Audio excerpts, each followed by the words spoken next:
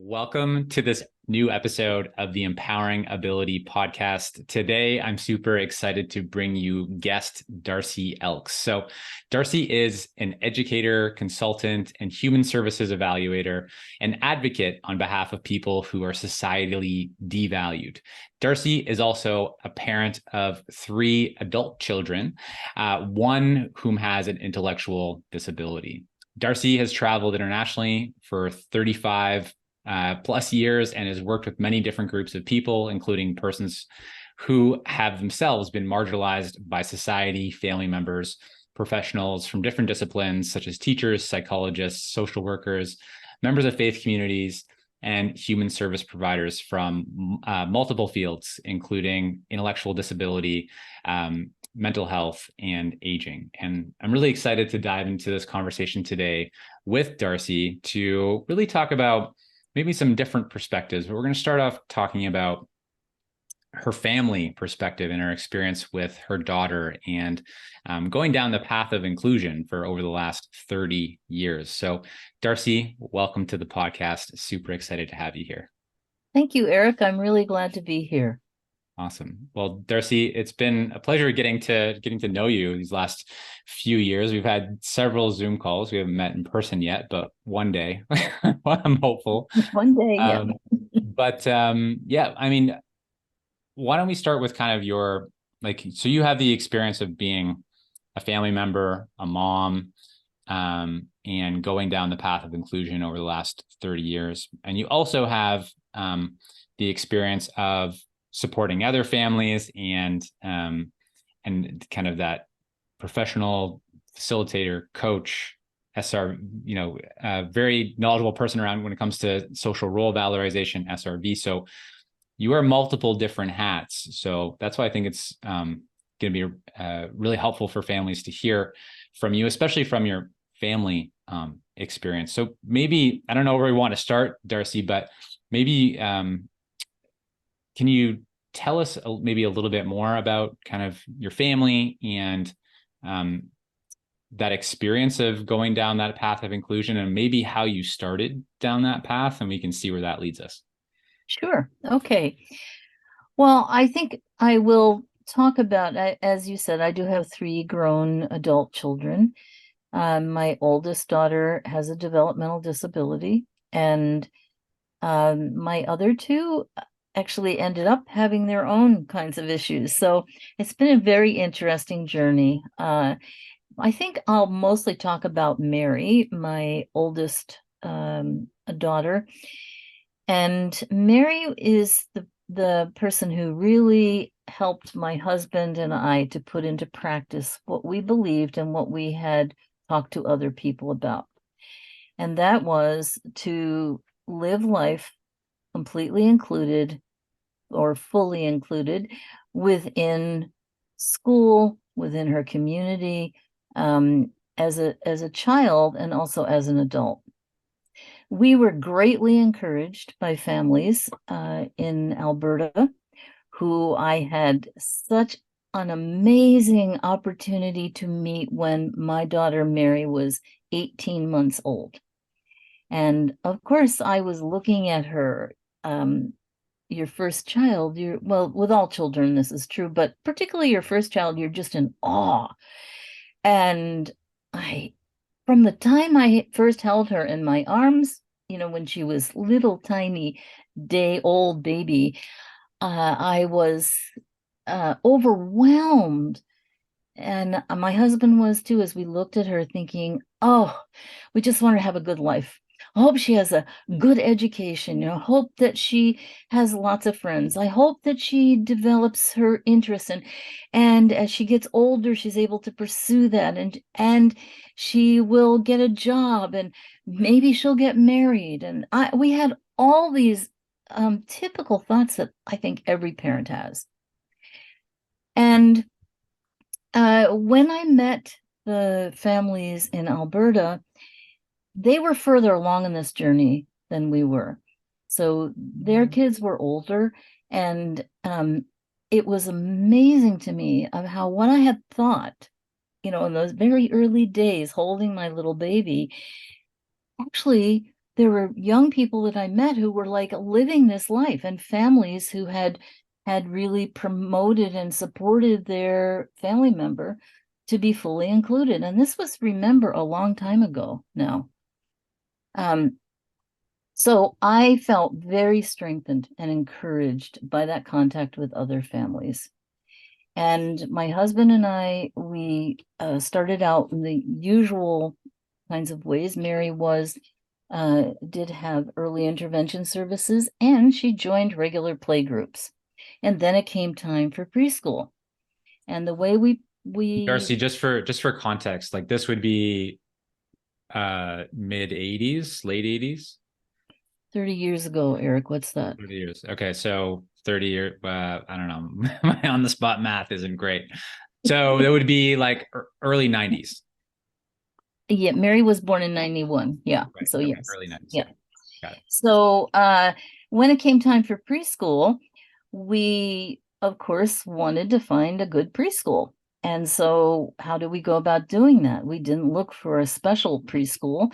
We went to our neighbors, because we had a lot of neighbors with kids the same age, and said, "Hey, where's your little boy or little girl go to preschool?" And that was enormously helpful. We got some very nice ideas.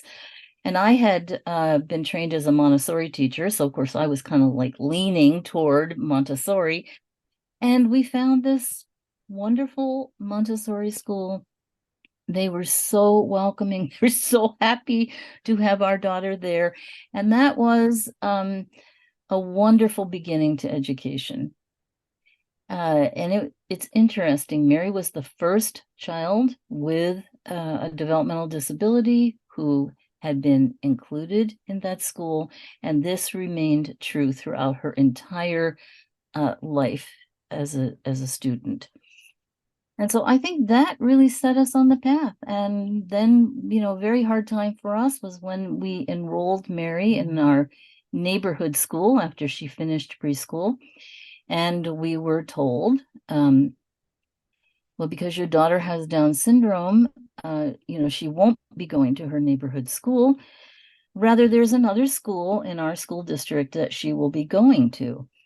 And that was our first kind of, whoa, this is going to be a bit of a struggle. And so we prevailed, and Mary did go to her neighborhood school with her brother and sister, which we felt was vitally important, and the neighborhood kids. And, it was not easy, I will say. Elementary school was pretty good. First grade was kind of hard. Second grade was a whole lot better. Third grade was wonderful. And then we hit fourth grade. And I will never forget Mrs. Wilson. Mrs. Wilson was a trained special ed teacher and a regular educator. And she was not pleased to have Mary in her class. And I remember our first teacher conference. They have regular teacher conferences, particularly in the beginning of the year. And I came in the classroom, and Mrs. Wilson motioned to me to sit down in one of the students' chairs. So these are pretty young children, right? So the chairs are pretty small. And then she brought her big teacher chair and sat in front of me as we had our conference. And I only tell you that story is just to give you an idea of the dynamics. And that year was a pretty hard year. Fifth grade was wonderful. Middle school, we had a fabulous principal. Mary was welcomed. Although, yet again, when Mary went to middle school, they said there is a life skills class here, and this is where Mary belongs. So we wanted to be cooperative, although we knew we would not pick that. But they said, "Would you just come and look at it?" So we went and looked at it, and it was so off-putting to us. The kids in the life skills class were doing just what it sounds like, life skills, almost no academics, no exposure to big ideas. And of course, we insisted on Mary being fully included, and we were so grateful for the many parents who had been working on this for years and years, and it is public law here, but And when there you are say here, where was this, Darcy? oh, in the United States. Yeah, where in what state? Oh, I was in Pennsylvania at the time. Yeah, yeah. And so they did try to get around it, but we insisted, and Mary was fully included, and it was a great experience. She had fabulous teachers. She learned a lot. Uh, I could list all the things she learned. And then we hit high school, and here we go. Now they know we want inclusion. They know Mary's been fully included. Again, they say, nope, she can't. And that it was harder in high school because parents have less presence in high school, right? But Mary had friends from middle school. See, this was the great thing, right? Mary was building these relationships through the years, and they would say to us, they would come and talk to us and say, with Mary there, and say, Mary, did you tell your mom about when, and then the name of the teacher, made you so upset, made you cry? And sometimes Mary is very reluctant to give voice to things that happened that were not positive. Mm-hmm. And we didn't know about it. But her friends were, helping her, standing by with and for her. I learned a lesson that one day when those friends brought that up, I had gone to pick Mary up. They were out together eating. I'd gone to pick Mary up, and they proposed that question to me. And I said, I didn't know that. Mary, I'm sorry. And I could tell from her face that it was accurate. And so her friends turned to me and they said, and what are you going to do about it? I paused and I said, well, what are you going to do about it? You're in the school. I'm outside the school. You're the students. And do you know those students, they took it right up. They said, you're right, Mary. Do you want to go tomorrow and we'll talk to the principal? We can talk to the principal about what happened, and we're going to stick up for you. I left there with such a full heart, and that strengthened our resolve as a family, because by this time our other kids were involved, that Mary would always be fully included because many reasons, but one is she's safer. As a parent, I think all of us can relate to this idea of being safe. We want our kids to be safe. And Mary was safer, I realized, because there were other people around her who cared about her and could give voice to it.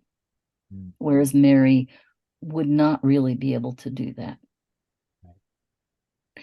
So our journey has continued.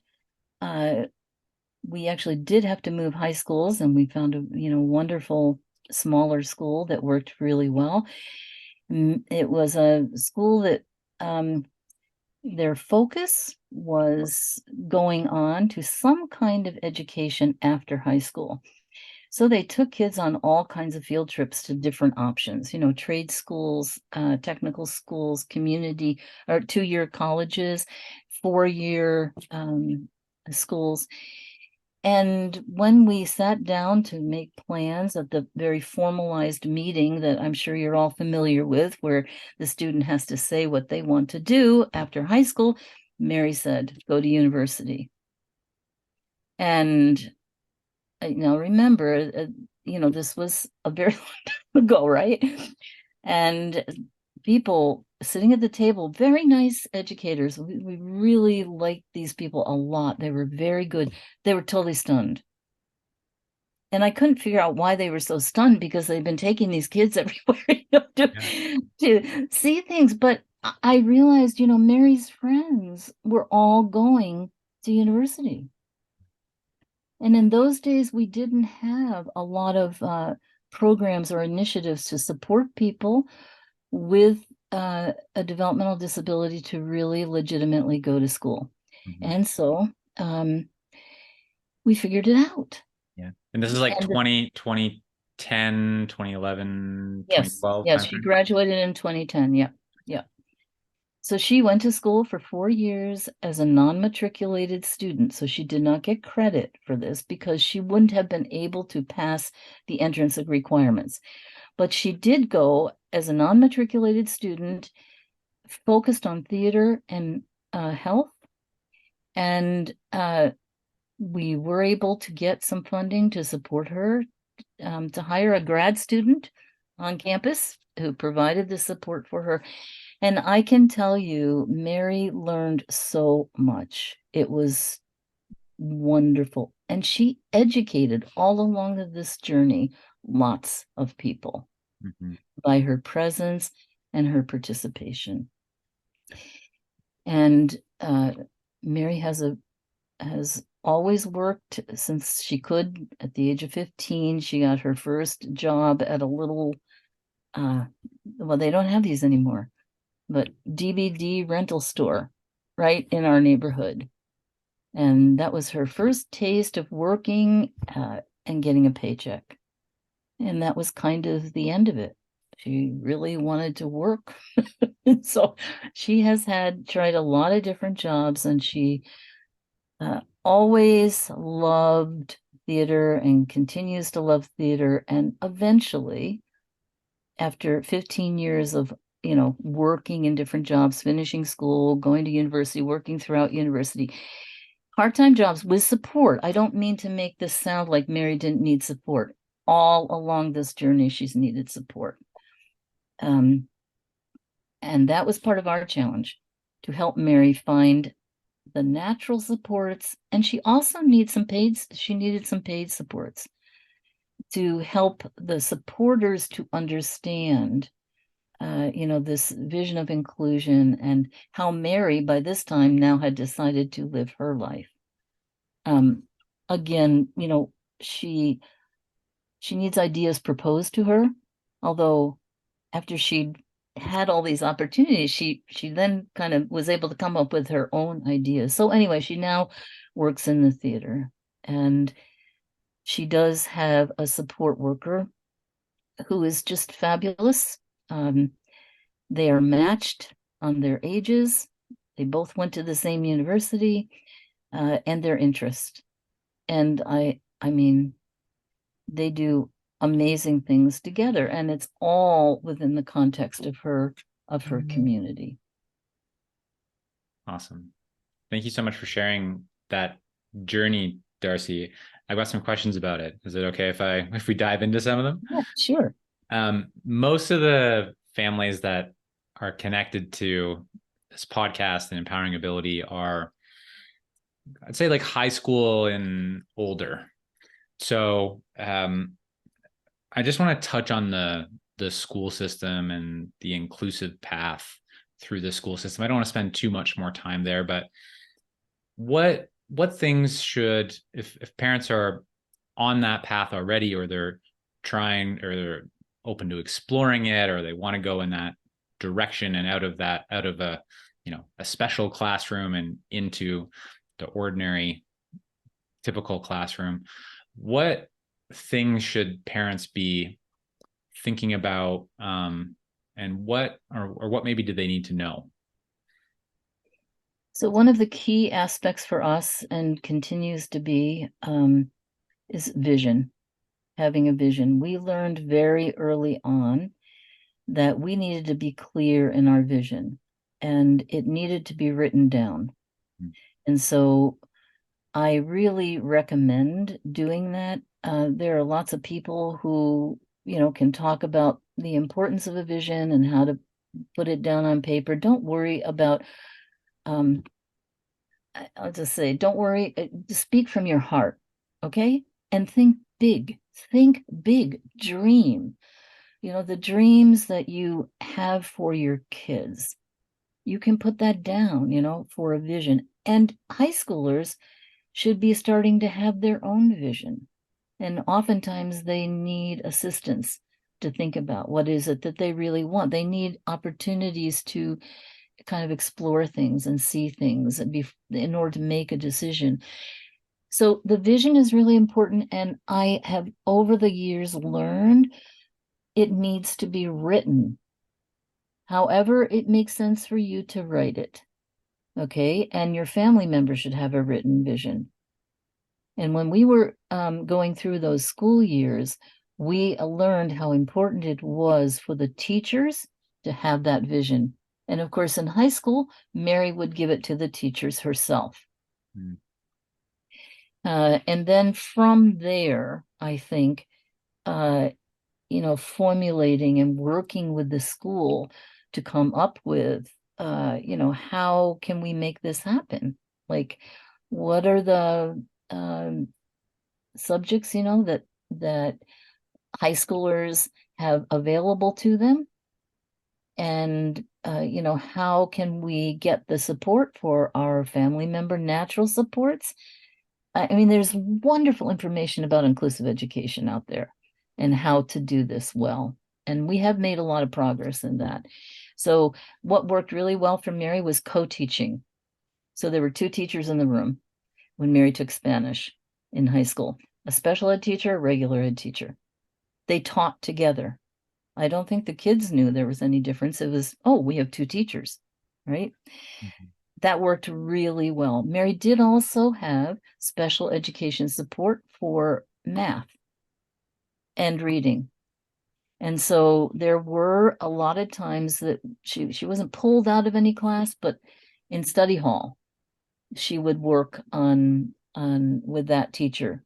I think it was one time a week, and then we would follow through at home.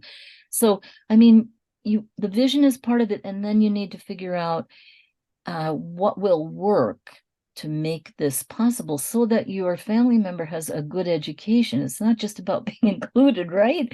Yeah. It's being included well, which includes lots of the social life as well as lots of the learning, that comes with high school. Right. And I just would say one other thing. You know, I I don't know how much Mary learned, although every once in a while Mary would come out with these startling things. I thought, okay, now that's a good reason why she was included. And off the top of my head now, I can't remember what it was. It was some historical fact or something. If she hadn't been included, she would never have heard about that. Mm-hmm. Yeah. So, yeah. And Yeah. my contact with other families, our contact with other families was really helpful. Yeah. And I loved in your story how you talked about the power of those relationships with the friends that Mary had formed, and that and those relationships formed because she was in the ordinary pathway, right, of things instead of that special pathway, and those relationships providing her safety. And you provided a great example of that happening in school, right? But that can happen in all sorts of ordinary places, right? Your neighborhood, the community center, at work. That principle applies over and over and over again in different settings. So I think that's a really important point that you shared. I just want to touch on Miss Wilson for a minute. I'm picturing you sitting in the little school chair and Miss Wilson looking down at you from her big teacher chair, and that the power dynamic that represents, and that image. I think as families, we've all experienced the Miss Wilson, right? It might not have been a teacher. It might have been an administrator. It might have been a service provider. It might have been somebody at the community center, right? Or, it might have been an employer. I'm just curious, any thoughts on how to manage that type of a situation where there is someone that is in a position of potentially power and they have influence over, what we want to get for our loved one and what the pathway we think is best. So in this situation, it was, I think you mentioned grade 4, the ordinary classroom in grade 4, but it could be, again, it could be the, going to the ordinary community center, or it could be around employment, or whatever the situation. But I'm just curious, any thoughts on how to approach those sorts of people and situations? I will pass along some thoughts that I basically learned from my husband, because I tend to be, much more out there. Like I'll start talking right away. My husband is much more reserved and thoughtful. And this was a theme where we would think things out beforehand together. And I learned to be calm, patient, to really try to see things through that teacher's eyes, like to understand, what she was trying to say to me, really get a read on it before I responded. And that was, I think, this is seek first to understand rather than be understood. And I had to discipline myself to do that. This is my child. you know. Uh, so that was helpful, not only in our meeting, but in emails. I would do these long emails, and my husband, he's much better at this than I am, and he would say, "No, you've gone on and on. They're going to lose the point. You mention all these things. It's overwhelming, So I learned from him to be succinct, precise, and polite. And but I'm firm. I'm firm. I'm not unyielding, but I'm firm. And I think that has helped us to get through. The other thing that really I kept reminding myself is, and at that point, the kids were only 9, right? But Mary has other kids and other families who know her. And indeed, in this teacher's class, they did a Halloween project and they were filmed, and Mary was dressed in costume and being filmed. And that day, she had laryngitis, but she wanted to go to school to be in the costume and be filmed. And it was the most painful thing. The teacher was saying, "Speak up, Mary, speak up. We can't hear you. Speak up. Come on, speak up." I mean, I was in tears like when I viewed it, because this was sent to all the parents. I didn't have to take up for her.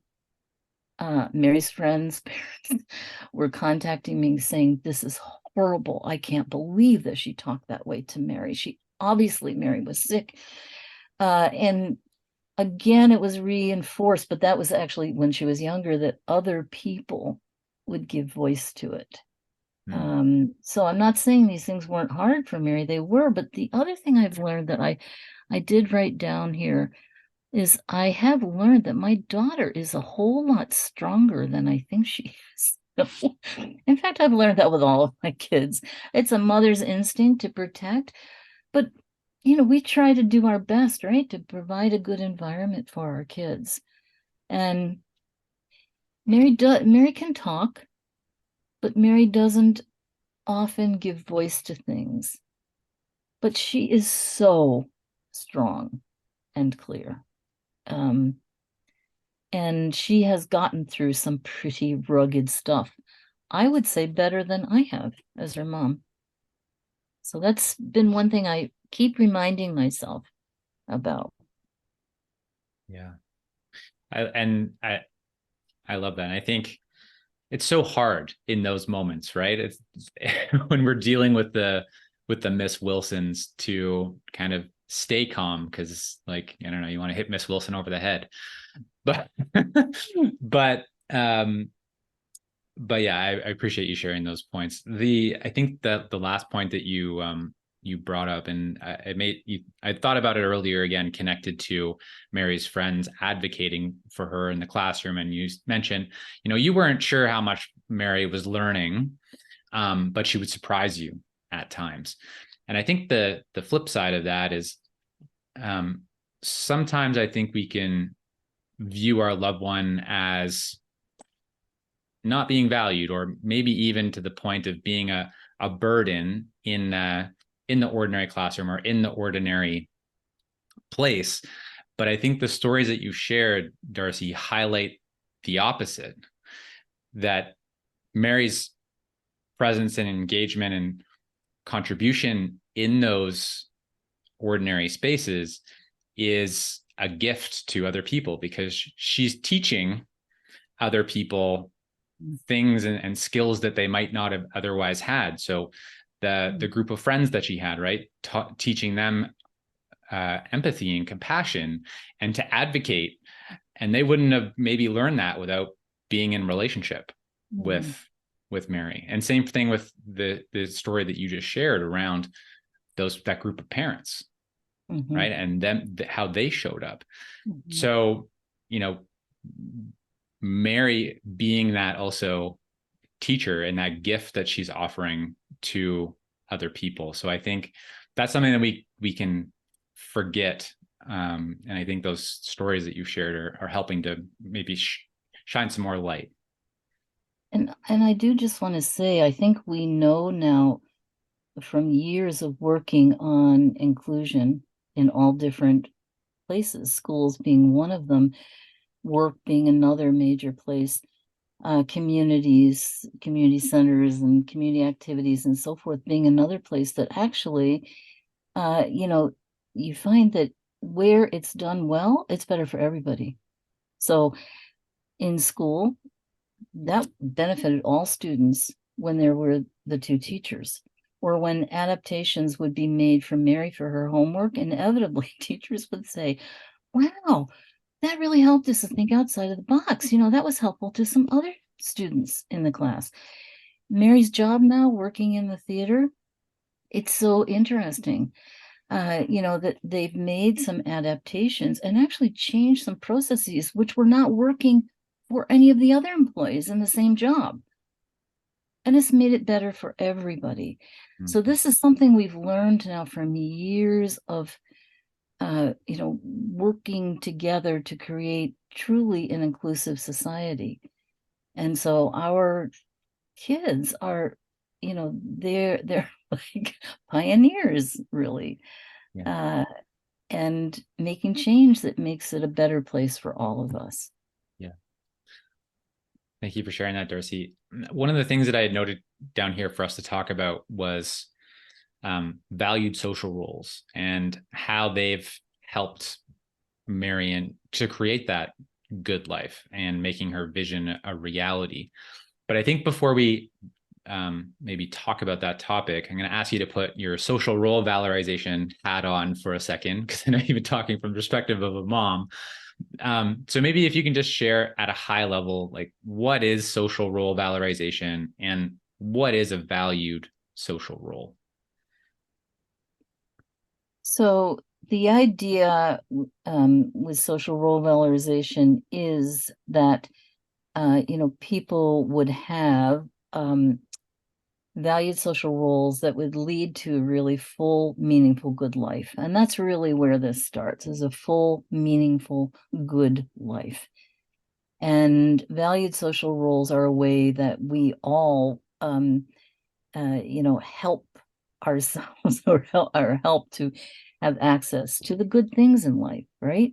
So, like having friends and having things to do that are really in line with our interests, having a job, okay, and being able to earn an income and so forth. And so examples of roles, well, I'm a mom, right? You're a brother, Eric, and you are maybe a homeowner, you may be a renter, you may be a neighbor, and you can think of each area of life, right?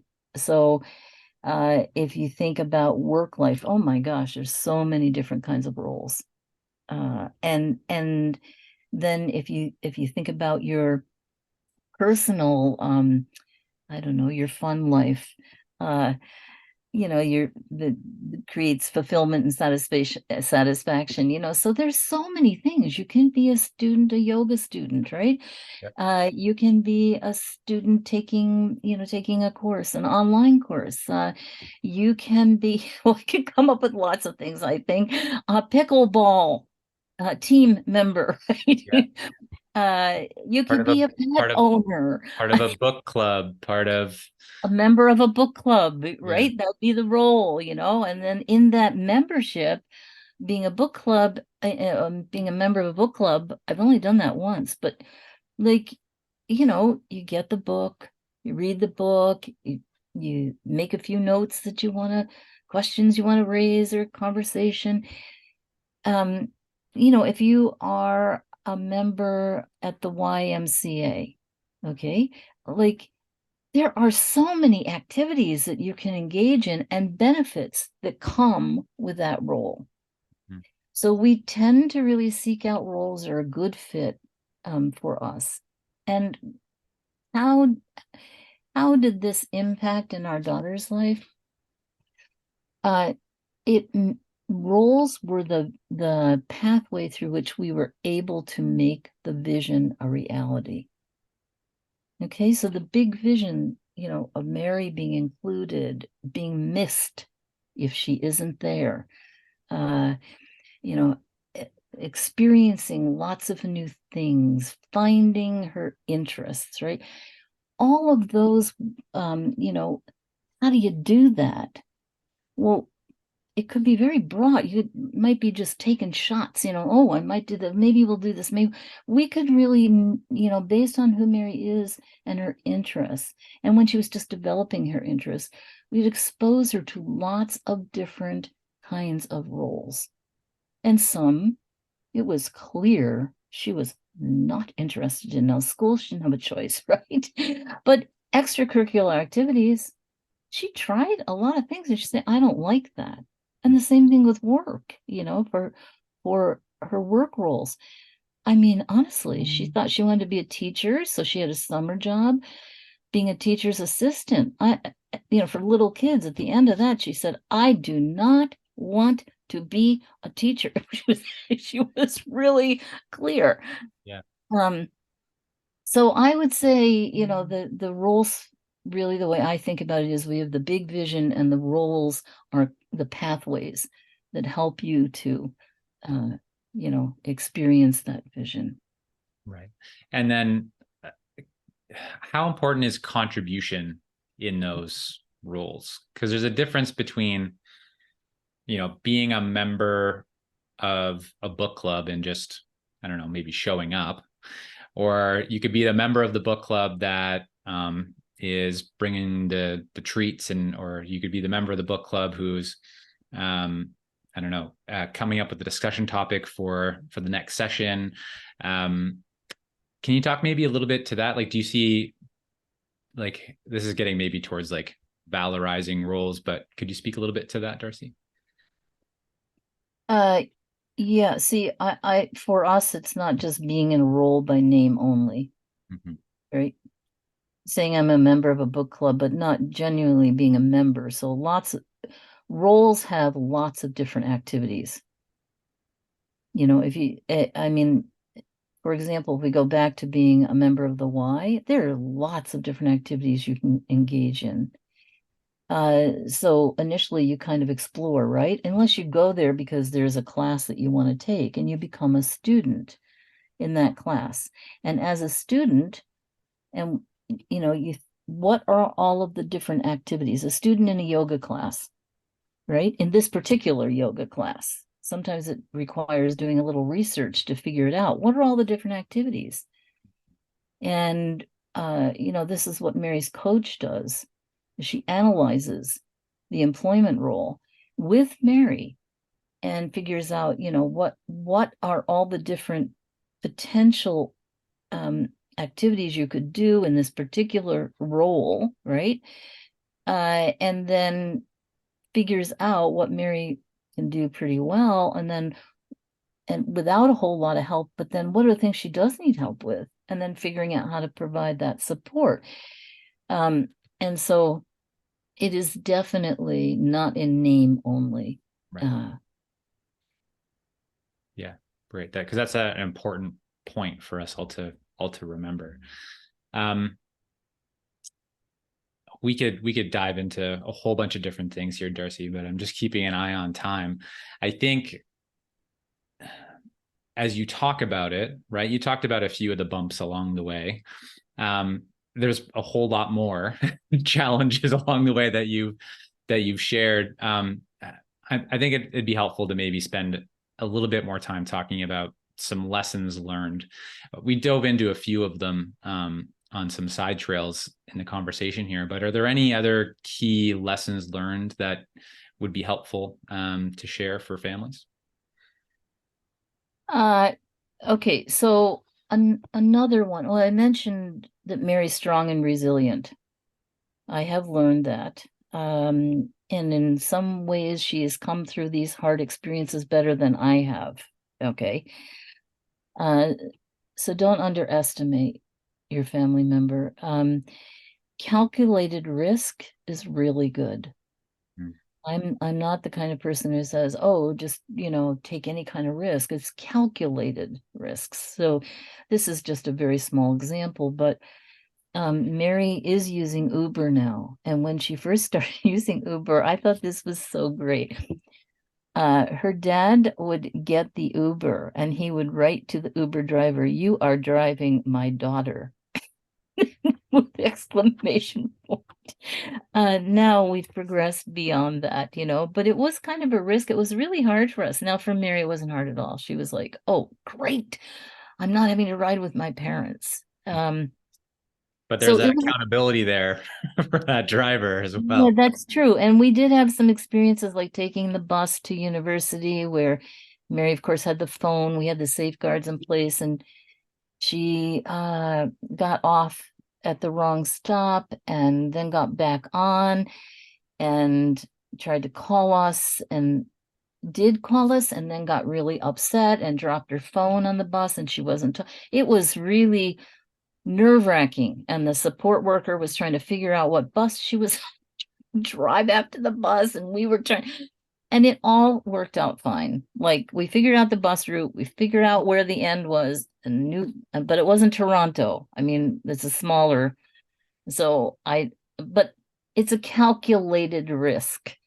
I think that that is that's really important. Yeah, for sure. So The way that and I like the the way I was going to say really quick, the way that I like to think about it is